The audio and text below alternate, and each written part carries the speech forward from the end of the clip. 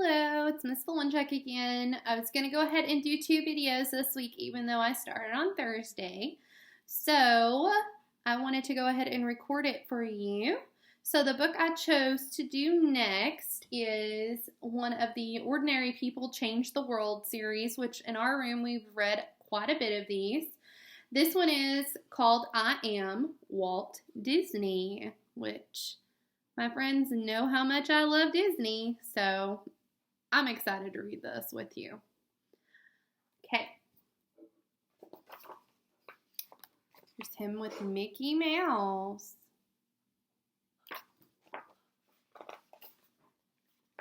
I am Walt Disney.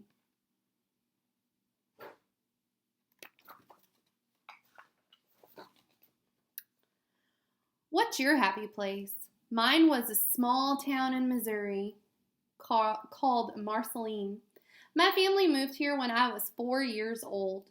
I loved the big green fields and the weeping willows. There was even a railroad that ran through town. We'd fish in the summer and go sledding in the winter. It was the kind of place where neighbors would help each other. It was how the world was supposed to be.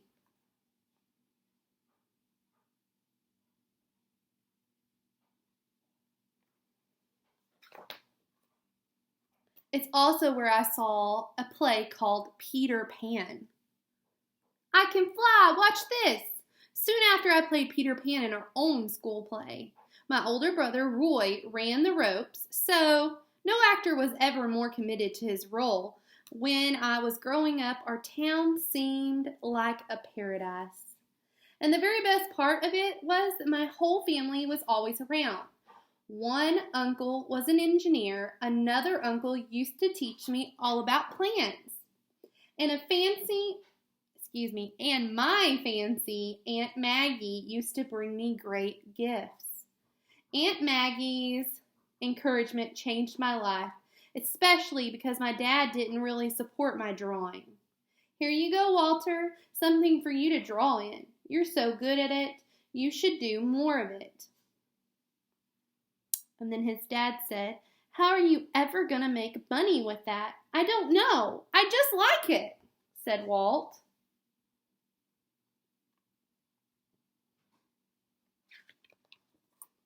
When I was 7 years old, I made my first sale. Neighbors bought some of my sketches, but one day my art got me in a bit of trouble. My parents had gone into town, leaving my sister and me alone. "What's this black stuff in this barrel?" "Tar," she said. It was so thick and goopy. "Think we can paint with it?" I said. Sure. That's a good idea, Walt. What if it doesn't come off?" "Oh, it'll come off. Watch this." My tar painting never came off. Years later, when we moved to Kansas City, it was still on the side of our house. My first big art display. Uh-oh, I bet he got in trouble.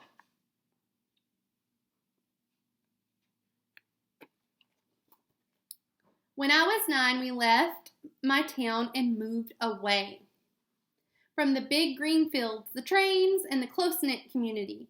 In Kansas City, life was different. I'd wake up at 3:30 in the morning to deliver newspapers. I'm so tired. I'd get home at 6 a.m. and eat breakfast before school. Still so tired. Then I'd leave school a half an hour early every day to pick up the newspapers that had to be delivered each afternoon. So tired. For 6 years, I had that delivery route. I worked so hard, I rarely had any real playtime. Our family needed the money, so I always kept at it, and in the winter, the snow would come up to my neck. Still so tired and cold.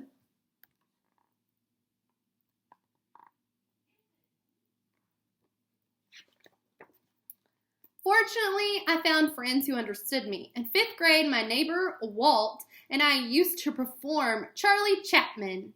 Some teachers said I was distracted in class and that I was too much of a dreamer. "Walter, pay attention!" I'd spend hours scribbling in the margins of my textbooks, entertaining others by making the pictures move when you flip the pages.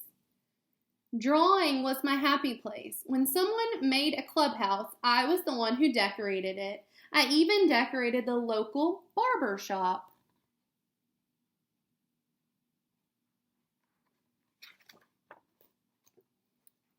Eventually, I started working for a company that made the advertisements they show before movies. These ads included something that was just starting back then: animation. This is my friend, an artist named UB Iworks. He'd eventually help me create a character named Mickey Mouse. Who's Mickey Mouse? You'll see, said Walt. Back then, animated cartoons were brand new. I went to the library to learn more, but there was only one book about them. One! My first short films were mainly advertisements, but soon I had my own ideas. The film seemed like such a good idea, we started our own company. It was a total failure. I was 21 years old and so poor I'd sleep in my office and take baths once a week at the train station.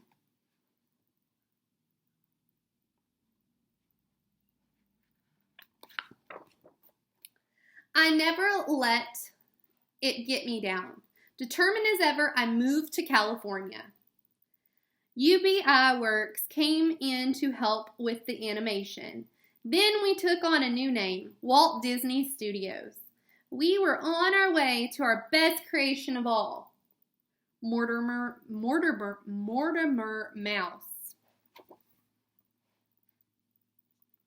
That's how Mickey Mouse was born. But our first Mickey cartoon didn't sell. He wasn't an immediate success. We didn't give up. So his wife told him that she didn't like the name Mortimer. So they changed it to Mickey Mouse. Using a bedsheet as a screen, our studio tested a new cartoon and added music. We put the noisy projector outside so it wouldn't interfere. I hid a small band behind the door, and for the very first time in history, it was historic. Steamboat Willie changed the future of animation. On November 18, 1928, it premiered at the Colony Theater in New York. Did the audience like it? What do you think? Woohoo!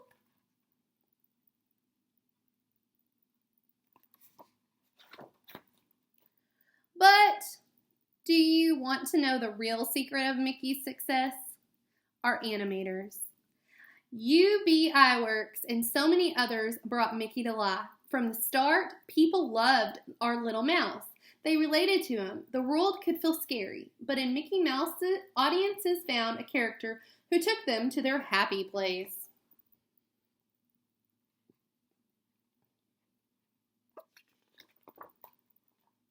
With each film, we worked harder, always trying to improve. See how the artists draw their own expressions into the characters? The more human the character's expressions, the more believable the story is. On top of that, we always searched for the perfect voice. That's how I found Clarence Nash, the voice of Donald Duck. Back then, people didn't take animation seriously, but we did.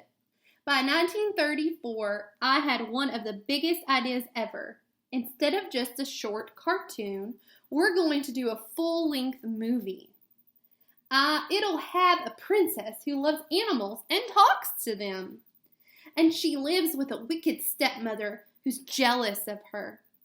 But when she escapes into the forest, she finds a family of dwarfs who make everyone laugh. Did you know some of the names that were considered for the dwarfs were Dirty, Blabby, Puffy, Baldy, or Burpy? For real, Burpy.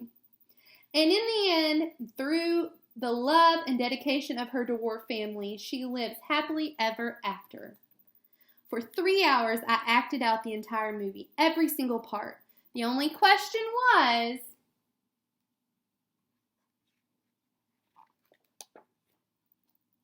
would anyone watch a movie-length cartoon for almost 2 hours? They would. So it shows all of his movies are the ones he made So we've got, or some of them, not all of them. We've got Snow White, we've got Pinocchio, Dumbo, Bambi, Cinderella, and Peter Pan.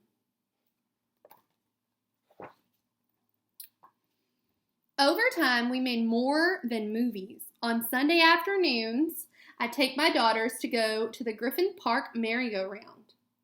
I started studying amusement parks and historical sites. Our plans quickly grew. Our goal was to build the happiest place on earth.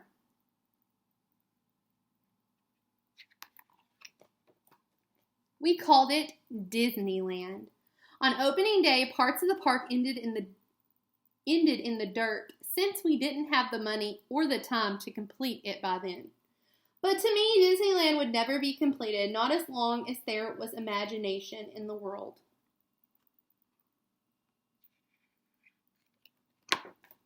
Around the same time, we expanded into TV, creating shows aimed for the whole family. And of course, we were still making movies. So they made Winnie the Pooh. But of all the things I built, one of my very best was this, the California Institute of the Arts, a college dedicated to building a community of artists. Today, Cal Arts trains the next generations of creators in art, design, film, music, theater, and dance.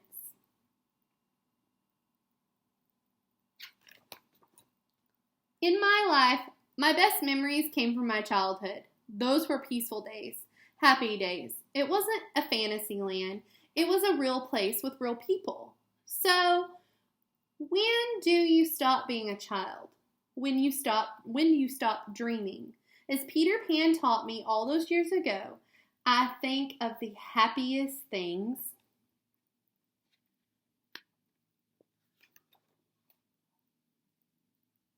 It's the same as having wings. Do you know that Walt Disney has won more Academy Awards than anyone else? 32 in total. He also won the Presidential Medal of Freedom and the highest civilian award in the United States. See this signature? It's modeled on Walt's, but his was far more loopy.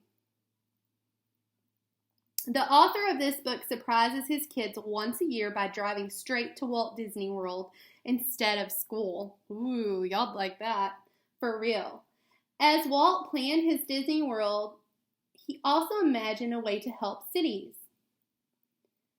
So that's when he came up with Epcot. Now I want you to think of your happy place. Got it in your heart? I promise you, it will never leave you. It is your own magic kingdom. Our greatest dreams are always a part of us. They nurture us, especially when we nurture them. We can all use magic in our lives. If you look, it's there. And when you let that magic into your heart, you can fly. I am Walt Disney, and I know that the person who makes dreams come true is you.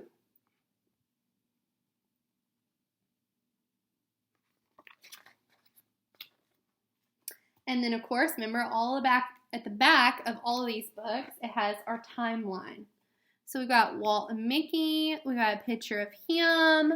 We've got a picture of him with his friend, him with his wife. And then we've got him with a picture at Disneyland.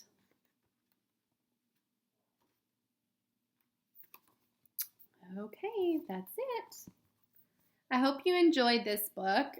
It's longer and it's a little harder than the one we read yesterday, but it is also an AR book, but it does not read the story to you. So if you need help reading the story to take this test, make sure you ask your mom or dad to help you. The number is, hold on, I think I forgot to write it down. I did. I'll have to put it in the description. So the number will be in the description box below the video. Oh no, I wrote it down. Okay, it's 504928, but it will be in the description box so that you can see it too. And then don't forget that your username is your lunch number and your password is your initials. And if you have 2 last names, it is the first initial of your first last name. That is your second initial. Okay, I hope y'all are still doing okay, and I can't wait to see y'all next week and read some more books. Bye.